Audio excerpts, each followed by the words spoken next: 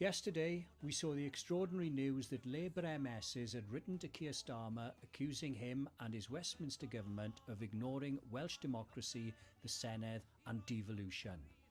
This unprecedented move shows us what we in Yes Cymru already knew, namely that Westminster is king and Wales is powerless to stop them from doing anything they want in Wales.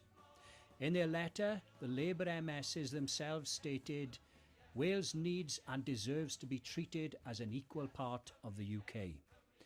So what does this tell us?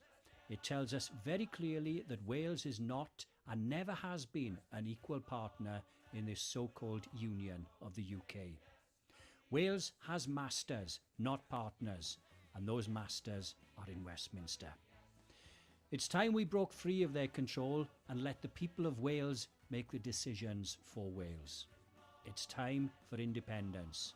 Join Yes Cymru and let's make it happen together.